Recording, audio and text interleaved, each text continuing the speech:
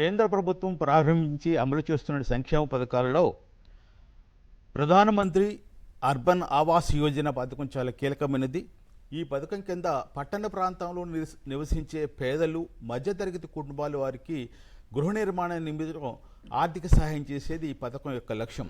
దాదాపుగా 122.27 లక్షల గృహాలు ప్రాథమికంగా దీనికి సంబంధించి శాంక్షన్ చేశారు.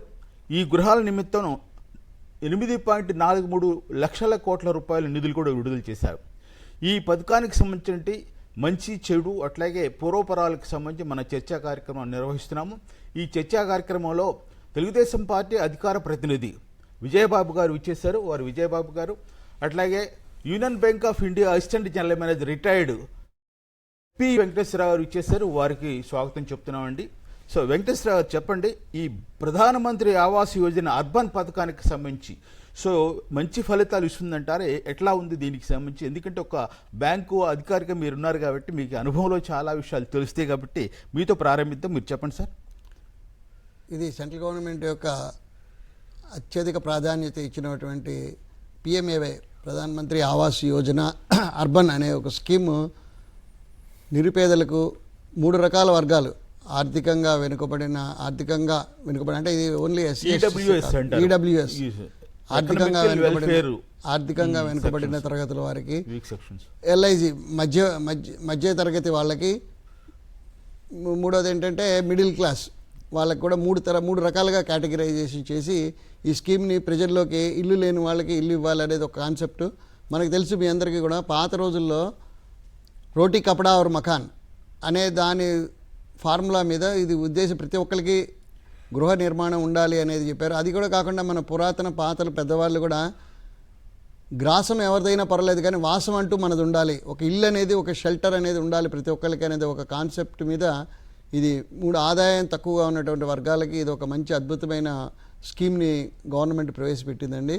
ఇది బ్యాంకుల ద్వారా కొన్ని స్కీమ్స్ నడుపుతున్నారు, కొన్ని డైరెక్ట్ గవర్నమెంట్ ఫ్రీగా కూడా ఈ ఆర్థికంగా వెనుకబడిన తరగతుల వారికి ఈ స్కీమ్ కూడా వర్తిస్తుందండి. ఇప్పుడు ఈ స్కీమ్కి సంబంధించి విజయబాబు గారు, యాక్చువల్గా సొంత స్థలం ఉన్నవారికే ఇస్తున్నారా, అట్లాగే అపార్ట్మెంటు లేదంటే ఇతరత్ర అంశం ఉన్నవారికి కూడా ఈ ఆర్థిక సహాయం అందుతుందా? ఈ స్కీమ్ను మనం ఎట్లా చూడాలి? ఈ స్కీము పేదలకి చాలా మంచి స్కీమ్ సార్. ఇది యాక్చువల్గా 2 సెంట్లు స్థలం ఉంటే అర్బన్లో, 3 సెంట్లు స్థలం ఉంటే గ్రామీణంలో ఇస్తున్నారు. ఈ పథకం పేదలకి చాలా చాలా చాలా ఉపయోగం. ఇది ప్రాచుర్యం కావాల్సిన ఆవశ్యకత ఎంతైనా ఉంది. ఎందుకంటే 2,50,000 రూపాయలు ఈ రోజున అర్బన్లో ఇస్తాం. ఈ పట్టణీకరణ పెరగటం వలన దీనికి ప్రతి ఒక్క పేదవాడు కూడా దీన్ని ఉపయోగించుకునే పరిస్థితిలో చాలా స్పష్టంగా కనిపిస్తుంది. అట్లే ఇప్పుడు వెంకటేశ్వరరావు, ఈ పథకం కింద ఖర్చు చేస్తున్న నిధులు ఉన్నాయి కదా, దీనికి సంబంధించి అంటే పూర్తిగా కేంద్ర ప్రభుత్వమే సమకూర్చుతుందా, రాష్ట్ర ప్రభుత్వానికి సంబంధించిన వాటా కూడా ఉందా?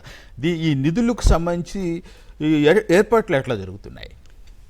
ఇది స్కీమ్ ఫార్ములేషను, డిజైనింగ్ ఎట్లా చేయాలి ఏంటి అనేది మెయిన్ సెంట్రల్ గవర్నమెంట్ ప్రాజెక్ట్ కాబట్టి వాళ్ళు డిజైనింగ్ కానీ గైడ్ లైన్స్ ఎలా చేయాలి ఏంటి అనేది వాళ్ళు ఇస్తారండి.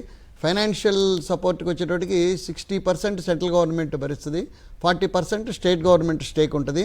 స్టేట్ గవర్నమెంట్ డ్యూటీ ఏంటంటే they are implementing beneficiaries identification, వాళ్ళ కేవైసీ చూడడము, ఎవరు అర్హులు అనేది డిసైడ్ చేసేది స్టేట్ గవర్నమెంట్ పూర్తిగా నిర్వర్తిస్తుందండి.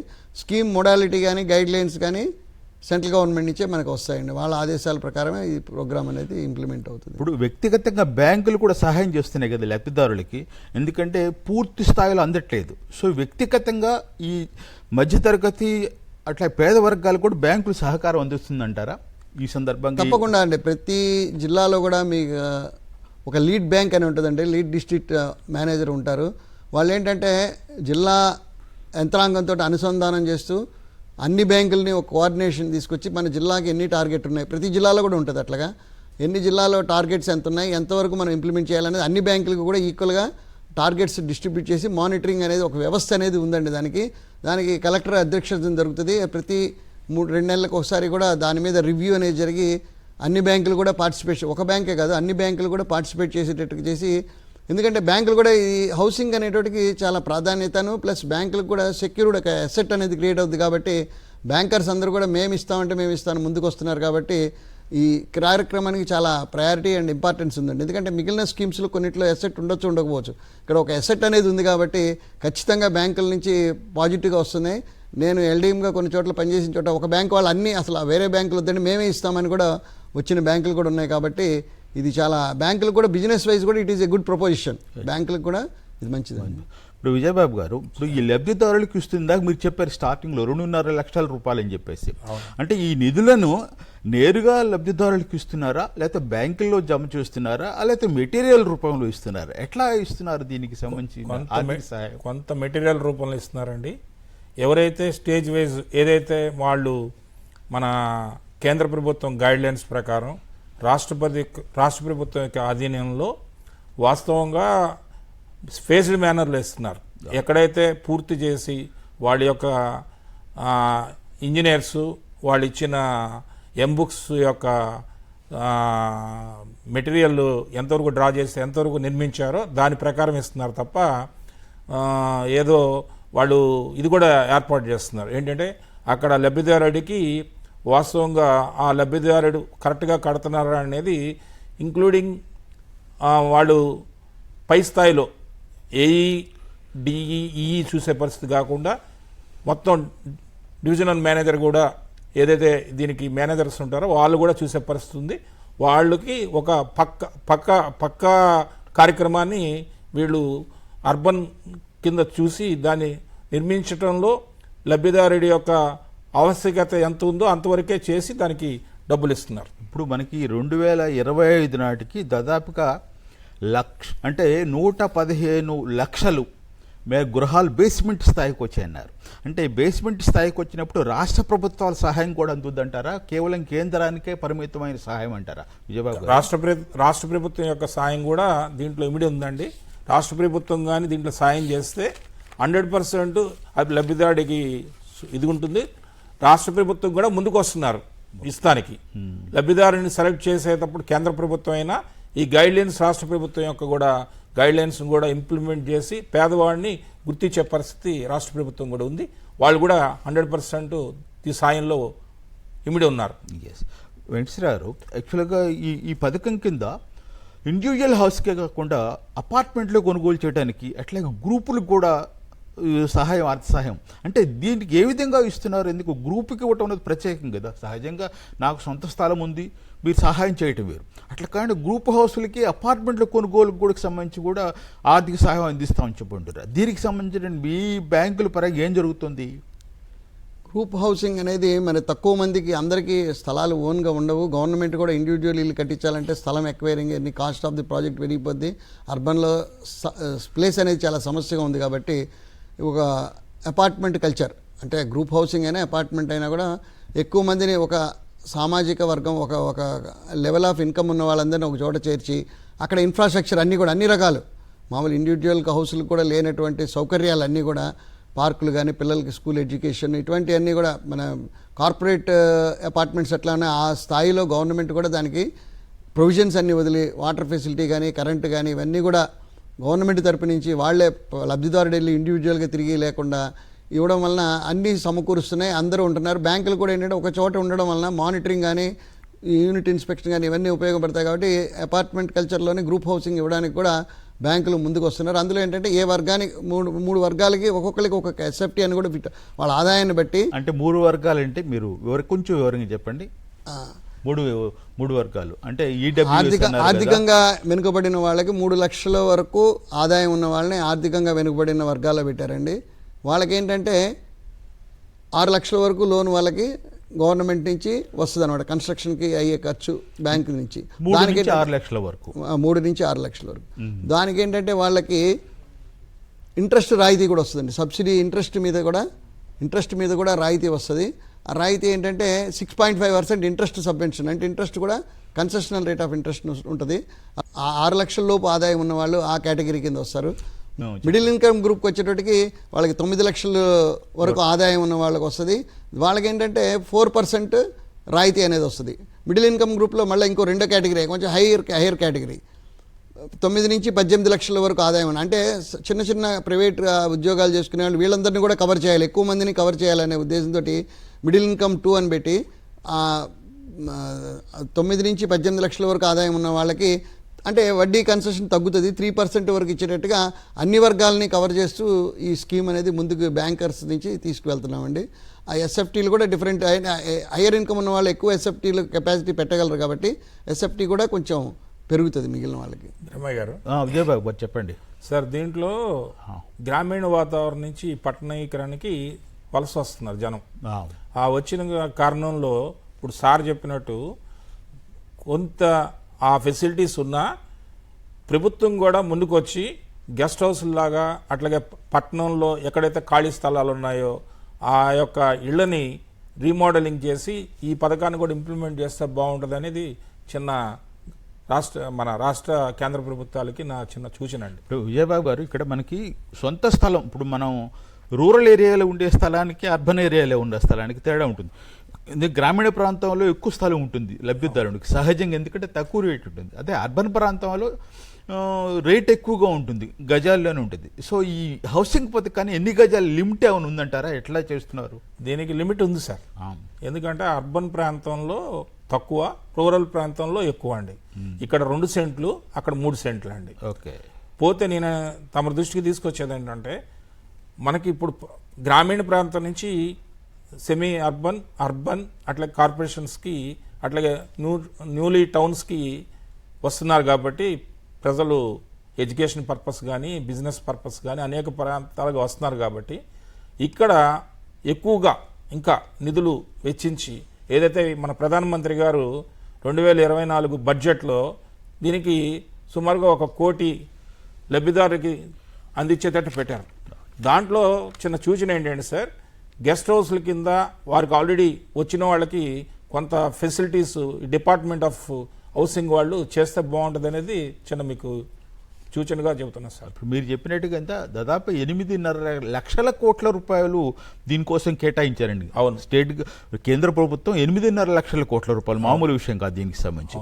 అయితే ఇందాక మీరు వెంకటేశ్వర గారు చెప్పండి, ఈ ఎల్ఐజీ, ఎంఐజీ అట్లాగే ఈడబ్ల్యూఎస్ ఎకనామికల్లీ వీకర్ సెక్షన్ సంబంధించిన వాటిలో బ్యాంకులు కూడా రుణాలు ఇస్తున్నాయా?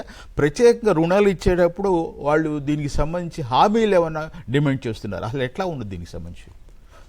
వీటికి సంబంధించిన పేపర్లు ఇండివిజువల్గా వాళ్ళైతే వాళ్ళ కేవైసీ ఫుల్ఫిల్ చేసుకోవాలి. బ్యాంకులో ఎక్కడ కూడా డిఫాల్టర్ అయి ఉండకూడదు. వేరే బ్యాంకులో వేరే ఎక్కడ డిఫాల్టర్ లేకపోతే వీటికి ప్లాన్ అప్రూవల్స్ కానీ పేపర్స్ కానీ అన్నీ కూడా సంబంధిత మున్సిపాలిటీ వాళ్ళు గ్రూప్గా అందరిది ఒకటే అపార్ట్మెంట్ కాబట్టి దానికి కావాల్సిన లీగల్ ఒపీనియన్ కూడా ఇండివిజువల్గా వెళ్ళి తెచ్చుకోకుండా వాళ్ళ తరపున వాళ్ళ గవర్నమెంటే అన్నీ కూడా వాళ్ళకి ప్రొవైడ్ చేస్తుందండి. 10 ఆఫీసుల చుట్టూ వాళ్ళు వెళ్ళాల్సిన అవసరం లేదు. దానికి సంబంధించిన పేపర్లన్నీ కూడా మాస్టర్ కాపీ ఒకటి అందరికీ లబ్ధిదారులందరికీ కలిపింది ఒకటే గవర్నమెంటే.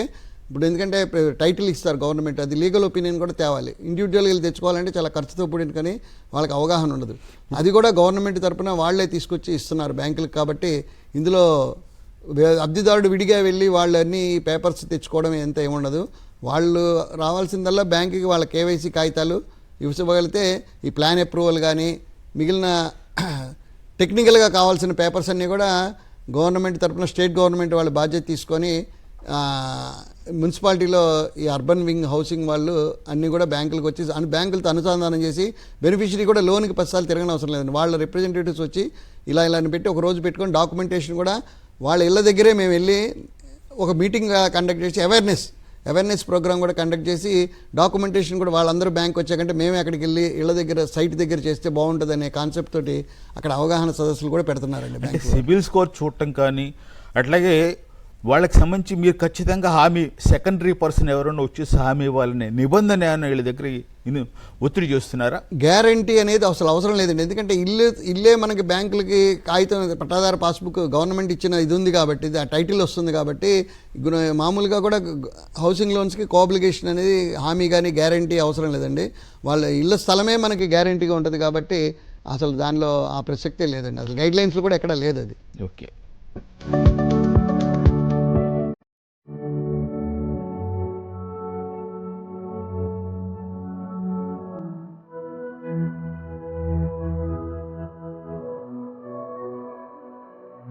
విజయబాబు గారు, యాక్చువల్గా ఒక ఇంటిలో ఉమ్మడి కుటుంబాలు పూర్వకాలం తగ్గిపోయినా ఇప్పటికీ కూడా తల్లిదండ్రులు గ్రామీణ ప్రాంతాలకు కానీ కొన్ని ప్రాంతాల్లో అర్బన్ ప్రాంతాల్లో కూడా కుటుంబంలో సభ్యులు అందరూ కలిసి ఉంటున్నారు. అంటే కుటుంబంలో ఎంతమంది ఉంటే అంతమంది దీనికి అప్లికేషన్ పెట్టుకోవచ్చా? అంతమందికి కూడా ఈ గృహాలు ఆర్థిక సహాయం అందుతుంది అంటారా? పెట్టుకోవచ్చు అండి. ఎందుకంటే ఆ ప్రొవిజన్ ఇచ్చారు సెంట్రల్ గవర్నమెంటే, దీంట్లో క్లియర్ కట్గా ఉమ్మడి కుటుంబాలు పెట్టుకోమని ప్రొవిజన్ ఇచ్చారు. అట్లాగే ఎవరైతే మేజర్స్ అయి ఉంటారో ఆ మేజర్సు ఎవరైతే ఆ ఆధార్ కార్డు యొక్క ప్రామాణికంగా తీసుకుని, అట్లాగే ఎంతమంది అయితే కుటుంబంలో లబ్ధిదారులు ఉన్నారో ఆ లబ్ధిదారులందరినీ కూడా, అంటే వాళ్ళకి పెళ్లిళ్ళు అయి ఉండాలి, పెళ్లిళ్ళు అయి ఉండాలి, అట్లాగే వాళ్ళు ఒక ఆధార్ యొక్క దాంట్లో ఇమిడి ఉండాలి, రేషన్ కార్డు ఉండాలి, అవి కొన్ని ప్రామాణికాలు ఇచ్చారండి. దాని ప్రకారం ఉంటే వాళ్ళ ఇంట్లో ఎంతమంది లబ్ధిదారులు ఉన్నా కూడా వాళ్ళకి సెపరేట్గా హౌసింగ్ చేసుకుంటానంటే ఇస్తానికి కేంద్ర ప్రభుత్వం అట్లాగే రాష్ట్ర ప్రభుత్వం కూడా యాక్సెప్ట్ చేశారు సార్. ఇప్పుడు మనకి ఇళ్లలో కొంతమంది ఒంటరి మహిళలు ఉంటారంటే వితంతువులు ఉంటారు, అట్లాగే అంగవైకల్యం కలిగిన వాళ్ళు ఉన్నారు, ఇటువంటి ప్రత్యేక కేటగిరీ వ్యక్తులు ఉంటారు. వాళ్ళ పరిస్థితి ఏమిటి? ఆర్థిక సాయం వాళ్ళకు కూడా అందుతుందా? వాళ్ళకి లేదు సార్.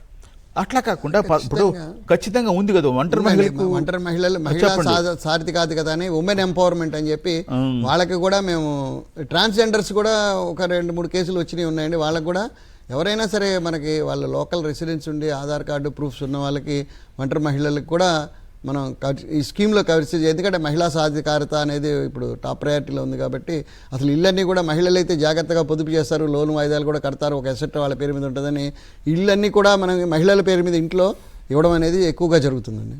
ఇప్పుడు వెంకటేశ్వర ఇక్కడ ఒక విషయం, ఇప్పుడు ఇది అర్బన్ పథకం కదా సార్, ప్రధానమంత్రి ఆవాస్ యోజన అర్బన్ అంటే ప్రామాణికం ఏంటంటే సార్, మనకి మున్సిపాలిటీలు, నగర పంచాయతీలు, కార్పొరేషన్లేనా, లేకపోతే అధిక జనాభా కలిగినటువంటి మేజర్ పంచాయతీలు ఉంటాయి, అవి కూడా పట్టణాల కిందకి వస్తాయంటారా? ఖచ్చితంగానండి. మేజర్ పంచాయతీ అనేది వాళ్ళ దృష్టిలో ఏంటంటే 10,000 మంది కంటే జనం పాపులేషన్ ఎక్కువగా ఉండి 1 కోటి రూపాయల పైన మున్సిపాలిటీకి ఆదాయం కనుక వస్తుంటే కనుక ఖచ్చితంగా కన్సిడర్ చేయొచ్చు.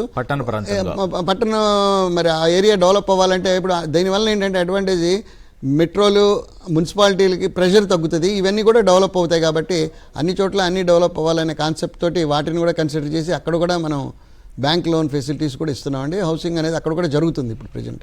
విజయబాబు గారు, మనకి యాక్చువల్గా బీపీఎల్ అనే పదం వాడుతూ ఉంటాం. యాక్చువల్గా విద్యుత్ ఎక్కువ ఉంటే పెన్షన్లు కట్ చేయటం, ఇటువంటి కొన్ని సమస్యలు ఎదురవుతున్నాయి. అంటే ఈ గృహ నిర్మాణానికి సంబంధించి నిధులు మంజూరు చేయడంలో, గృహాలు మంజూరు చేయడంలో ఇటువంటి నిబంధనలు ఏమన్నా ఇబ్బందికరమైనవి ఉన్నాయంటారా? యాక్చువల్గా అయితే నిబంధనలు కొద్ది సడలింపులతోనే ఉన్నాయండి. కానీ కేంద్ర ప్రభుత్వం దీంట్లో రాష్ట్ర ప్రభుత్వం తీసుకున్న గైడ్లైన్స్కే కేంద్ర ప్రభుత్వం యాక్సెప్ట్ చేస్తుంది సార్. 100% మనకి అర్బన్ ప్రాపర్టీస్ దాంట్లో వచ్చేపాటికి కొంత గైడ్లైన్స్ ఆఫ్ ది రాష్ట్ర ప్రభుత్వాన్నే కేంద్ర ప్రభుత్వం కూడా యాక్సెప్ట్ చేస్తుంది సార్. అక్కడ ఆ యొక్క రాష్ట్రాల యొక్క ఇచ్చిన గైడ్లైన్స్ ప్రకారమే కేంద్ర ప్రభుత్వం యాక్సెప్ట్ చేస్తుంది కాబట్టి మనం ముందుకు వెళ్ళగలుగుతున్నాం అండి. ఇప్పుడు వెంకటేశ్వర, అంటే మొత్తం మీద ప్రజలకి పక్కా గృహ నిర్మాణం జరగాలనే ఆలోచనతో ఈ పథకం పెట్టారని చెప్పి అంటారా? అందుకోసమే సరళీకృతం చేశారా? యాక్చువల్గా అర్బన్ ప్రాంతాల్లో కొన్ని ప్రాంతాల్లో చెప్తున్నది ఏంటంటే 2 బెడ్రూమ్లు ఉన్నటువంటి ఇల్లు తీసుకున్నట్లయితే ఆర్థిక సహాయం అందట్లేదు అంటున్నారు. అంటే మీ బ్యాంకులు ఎట్లా చూస్తున్నాయి దాన్ని? లేదండి, వాళ్ళ ఇల్లు అనేది ఏంటంటే రేపు వాళ్ళ ఆదాయం, మనం లోన్ కూడా తిరిగి కట్టాలి కాబట్టి వాళ్ళ ఆదాయ వనరుల ప్రకారం మనం అనుకున్నాం కదండి. LIG 1 అండ్ MIG 1, MIG 2 వాళ్ళకి స్క్వేర్ ఫీట్ ఎస్ఎఫ్టీ పెద్దది, 2 రూములు పెద్ద ఇల్లు వస్తుంది. ఆదాయం తక్కువ ఉన్న వాళ్ళకి చిన్నది వస్తుంది. కాబట్టి కేటగరైజేషన్ కూడా అది బ్యాంకులు కూడా నిర్ణయించేది కదండి. వాళ్ళ ఆదాయాన్ని బట్టి గవర్నమెంట్ డిసైడ్ చేస్తుందండి ఎవరికి ఏ ఇల్లు ఇవ్వాలి, వాళ్ళకి అర్హత ఏది ఉంది, ఏదైతే వాళ్ళు రిపేమెంట్ కెపాసిటీ. ఇప్పుడు పెద్ద ఇల్లు ఇస్తున్నారని చిన్న వాళ్ళు తీసుకున్నా కూడా రేపు ఇల్లు రిపేమెంట్ వచ్చేటప్పటికి బర్డెన్ అయిపోతుంది. కాబట్టి ఎస్ఎఫ్టీ పెరుగుతుంది, ఆటోమేటిక్గా లోన్ కాంపోనెంట్ కూడా పెరుగుతుంది. కాబట్టి దాని గురించి ఆలోచించుకొని వాళ్ళకి ఏది అవసరమో అదే తీసుకుంటున్నారు కూడా పబ్లిక్. పెద్ద ఇల్లు కావాలనుకున్నా ఇన్కమ్ లెవెల్ ఉండాలి కాబట్టి, అంటే నెంబర్ ఆఫ్ ఫ్యామిలీ మెంబర్స్ని బట్టి అది డిసైడ్ అవుతుందండి. దానిలో అసలు ఇష్యూ లేదండి, బ్యాంకులు ఇవ్వకపోవడం అనేది లేదు. పెద్ద ఇల్లు అయితే ఎస్ఎఫ్టీ కూడా మనకి మార్టిగేజ్ కూడా పెరుగుతుంది కాబట్టి అందులో ప్రాబ్లం అయితే ఏం లేదండి. అంటే నా ఉద్దేశం ఎస్ఎఫ్టీ ఇప్పుడు వాళ్ళు నిర్దేశించారు, దాదాపు నాకు తెలిసి 45 మీటర్లు చదరపు మీటర్లకు మించకూడదు. ఒకవేళ మించి ఉన్నటువంటి అపార్ట్మెంట్లకు కానీ అట్లాగే వ్యక్తిగత హౌసులకు కానీ మించి ఉన్న వారికి కూడా ఈ సహాయం అందుతుందా? మీరు రుణాలు మంజూరు చేస్తున్నారా? ఆర్థిక సహాయాన్ని అక్కడ తిరస్కరిస్తుంది కేంద్ర ప్రభుత్వం. కేంద్ర ప్రభుత్వం అంటే ఇప్పుడు ఇండివిజువల్ కాదు, అపార్ట్మెంట్లే కాబట్టి కట్టేది అన్నీ కూడా యూనిఫైడ్ ఒకటే స్టాండర్డ్ ఉంటాయి. అక్కడ విడిగా ఒకళ్ళకి ఎక్కువ ఒకళ్ళకి తక్కువ అనేది ఉండదండి. ఇవన్నీ కూడా స్పెసిఫికల్లీ డిజైన్డ్. దానికి ఎస్ఎఫ్టీ మన లెక్కల ప్రకారం చూసి దాని ప్రకారమే వాళ్ళకి ఇస్తున్నారు. ముఖ్యంగా ఏంటంటే దానికి వచ్చేటప్పటికి ఎకనామికల్లీ వీకర్ సెక్షన్స్ వాళ్ళకి 223 స్క్వేర్ ఫీట్ అండి. అది ఫిక్స్డ్. అది దానికి ఏంటంటే లోన్ 6 లక్షల వరకు వస్తుంది. అట్లానే ఎల్ఐజీకి వచ్చేటప్పటికి 646 ఎస్ఎఫ్టీ. ఆ ఎస్ఎఫ్టీ ఫిక్స్డ్. ఆ కేటగిరీలో ఆ ఇన్కమ్ ఉన్న వాళ్ళకి అది 9 లక్షల లోను. ఓకే. ఎంఐజీ 1 వాళ్ళకి వచ్చేటప్పటికి 1722 ఎస్ఎఫ్టీ అంటే 160 స్క్వేర్ మీటర్స్. ఓకే. అది వచ్చేటప్పటికి 12 లక్షల వరకు బ్యాంక్ లోన్ ఉంటుందండి. అలానే ఎంఐజీ 2కి వచ్చేటప్పటికి 2153 కార్పెట్ ఏరియా. కార్పెట్ ఏరియా అంటే లోపల గోడలు ఉంటుంది. దానికి ఏంటంటే 12 లక్షల వరకు లోన్ వస్తుందండి. ఇవన్నీ ఏంటంటే ఫస్ట్ కేటగిరీ వరకేమో 6.5 ఇంట్రెస్ట్ సబ్సిడీ వస్తుంది. ఈ ఎంఐజీ వాళ్ళకి 4%, ఎంఐజీ 2 వాళ్ళకి 3% వస్తుందండి. ఈ లోన్ కూడా ఏంటంటే 20 సంవత్సరాల్లో కట్టుకునేటట్టుగా వాళ్ళకి ఇబ్బంది లేకుండా పెడుతున్నారు. ఇన్కమ్ను బట్టే ఎస్ఎఫ్టీ కానీ ఎంఐజీ కానీ ఎల్ఐజీ కానీ అనేది ఫిక్సేషన్ అనేది వాళ్ళ ఆదాయం బట్టే డిసైడ్ అవుతుందండి. విజయబాబు గారు, పక్కా గృహాలు ఉంటుందని మీరు తెలుగుదేశం పార్టీ నాయకులు గారు కాబట్టి గుర్తు చేస్తున్నాను. పక్కా గృహ విధానాన్ని ఎన్టీ రామారావు గారు, తెలుగుదేశం పార్టీ స్థాపకుడుగా ఉన్నటువంటి ఎన్టీ రామారావు గారు ప్రారంభించారు. నాకు తెలుసు, నేను జర్నలిస్ట్గా ఉన్నప్పుడు ఇళ్ళు పడిపోతే లేదా ఏదైనా తుఫాను వస్తే 160 రూపాయలు, 250 రూపాయలు, మ్యాక్సిమం 600 రూపాయల వరకే సహాయం చేసేవాళ్ళు. ఆ స్థితి నుంచి ఎన్టీ రామారావు గారు రాష్ట్రంలో అధికారంలోకి వచ్చిన తర్వాత పేదవాళ్ళకి పక్కా గృహం ఉండాలి, పాకలు కాదు, మనం ఎందుకు గొప్ప ఇళ్ళలో నివసించాలి, వాళ్ళు పాకల్లో ఎందుకు ఉండాలి అని చెప్పేసి పక్కా గృహ నిర్మాణాన్ని ప్రారంభించారు. సో ఆ పక్కా గృహ నిర్మాణం ఈ విధంగా రూపాంతరం చెందుతాం మీకేమనిపిస్తుంది? 100 రూపాయలు మీరు చెప్పింది వాస్తవం సార్. యాక్చువల్గా ఎన్టీ రామారావు గారే ఈ ప్రవేశపెట్టారు ఎంటైర్ భారతదేశంలో. 1984లో ఆయన 6,000 రూపాయలు ఇంటితో ఈ గృహ నిర్మాణాన్ని ప్రారంభించారు. ఆనాటి పార్లమెంట్లో గఫూర్ గారు అనే మన గృహ నిర్మాణ మంత్రి గారు కూడా యావత్ భారతదేశం కూడా ఈ స్కీమ్ని ఇంప్లిమెంట్ చేయాలని పార్లమెంట్లో కూడా చెప్పడం జరిగింది సార్.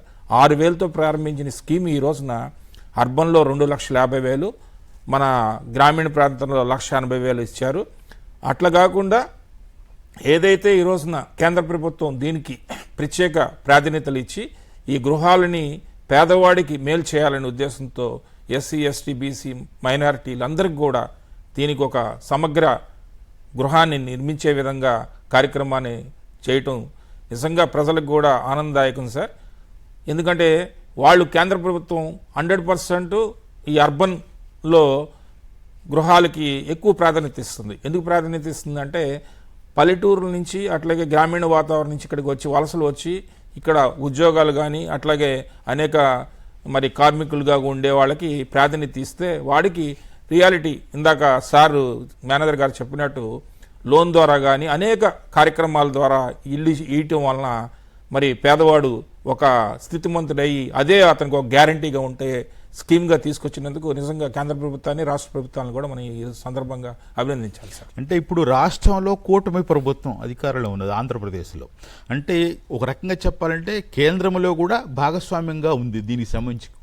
సో కేంద్రంలో ఉన్న ప్రభుత్వమే రాష్ట్రంలో కూడా ఉన్నది దీనికి సంబంధించి. అంటే దీనివల్ల మనం ఏమన్నా ప్రయోజనం పొందటానికి యాక్చువల్గా ఇబ్బంది లేకుండా పరిస్థితి ఏమైనా ఏర్పడుతుందంటారా? అది ప్రయోజనంగా ఉందంటారా కూటమి ప్రభుత్వం? 100% సార్. మనము కేంద్ర ప్రభుత్వానికి ఎన్ని అప్లికేషన్స్ పెడితే ఇమీడియట్గా శాంక్షన్ కూడా చేస్తున్నారండి. దీని మీద వాళ్ళు ప్రయారిటీ నెంబర్ 1 ఇస్తున్నారు. 100% దాంట్లో ఇంత కూడా మనం ఎమిడించే పని లేదు. మనం మన ఇంజనీర్స్ అట్లాగే పేదవాడు ఎవరైతే అప్లికేషన్ పెట్టుకున్నారో ఇమ్మీడియట్గా వితిన్ సెకండ్స్లోనే శాంక్షన్స్ వస్తున్నాయండి. అట్లాగే దానికి కావాల్సిన బడ్జెట్ను కూడా ఇమీడియట్గా అలాట్ చేస్తున్నారు. అది కాకుండా లబ్ధిదారుడికి కూడా వితిన్ సెకండ్స్లోనే మన బ్యాంకు ద్వారానే మొత్తం పేమెంట్స్ జరిగిపోతున్నాయి సార్. మీకు ఈ రోజున ఎంత ఈజీగా ఉందంటే చెప్పడానికి వీల్లేదు. అసలుకి లబ్ధిదారుడిని మీరు ఇంటర్వ్యూ చేసుకుంటే దీంట్లో అసలుకి వాస్తవ పరిస్థితులు కూడా తెలుస్తాయి. ఎందుకంటే అంత సులభతరం చేస్తారు ఈ రోజున.